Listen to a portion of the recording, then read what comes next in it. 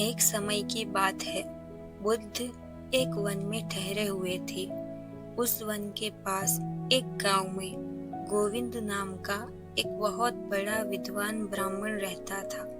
गोविंद ने चारों वेदों, सभी शास्त्रों में महारत हासिल कर रखी थी।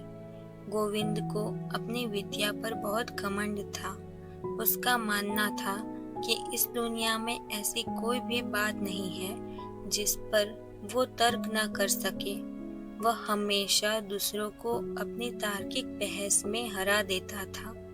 गोविंद ने सुना कि बुद्ध केवल साधारण अनुभव और शांति की बात करते हैं, तर्क वितर्क नहीं करते। गोविंद ने फैसला किया कि वह बुद्ध के पास जाएगा और उन्हें अपनी तर्क शक्ति से हराएगा। गोविंद बुद्ध के पास पहुंचा और उन्हें प्रणाम किए बिना ही अपने आसन पर बैठ गया। उसने चुनौती भरे लहजे में बुद्ध से पूछा, हे श्रमण गौतम, आप न स्वर्ग की बात करते हैं, न पुनर्जन्म की, न आत्मा की।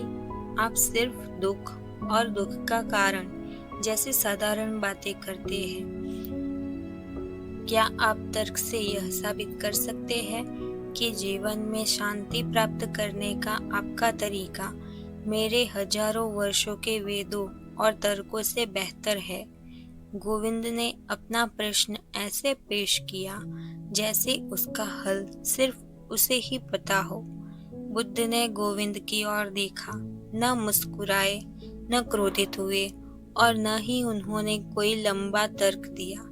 बुद्ध ने शांत भाव से कहा, हे ब्राह्मण गोविंद, मैं तुम्हें एक हंस की कहानी सुनाता हूँ। मान लो एक हंस है जो हर दिन एक सुंदर शांत झील में तैरता है। वह झील का पानी पीता है, उसमें गोता लगाता है और आनंद से विहार करता है। दूसरा व्यक्ति तुम हो, गोविंद। तुम उस झील से दूर एक कोने में बैठे हो। तुम हंस को देखते हो और सिर्फ तर्क करते हो। हंस का रंग सफेद क्यों है? झील का पानी नीला ही क्यों दिखता है? क्या शास्त्र के अनुसार हंस का तैरने का तरीका सही है? तुम घंटों, महीनों और वर्षों तक केवल बहस करते रहते हो कि हंस का जीवन कैसा होना चाहिए, लेकिन तुम कभी पानी में उतरते नहीं हो। अब तुम बताओ गोविंद, हंस को झील का अनुभव है या तुम्हें? क्या तर्क तुम्हें उस झील की शीतलता और शांति का वास्तविक अनुभव दे सकता है जो हंस को हर पल मिल रहा है? गोविंद के पास बुद्ध के इस सीधे उत्तर का कोई तर्क नहीं था। गोविंद की सारी तर्क शक्ति, सारे वेद ज्ञान उस सरल सत्य के सामने फीके पड़ गए।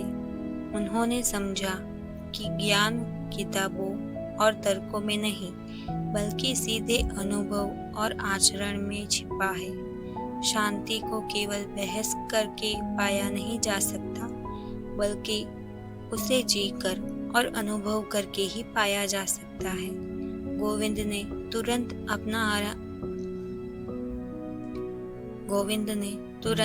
अपना अहंकार त्यागा, बुद्ध के चरणों में झुक गया।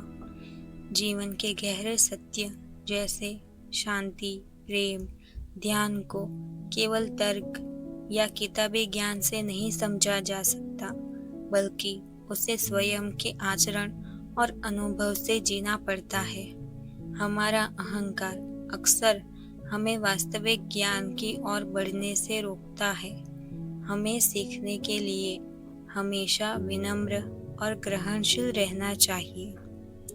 बुद्ध का मार्ग बहस करने या तर्क जीतने का नहीं है, बल्कि जीवन की सच्चाई को स्वीकार करके और शांति से जीने का है।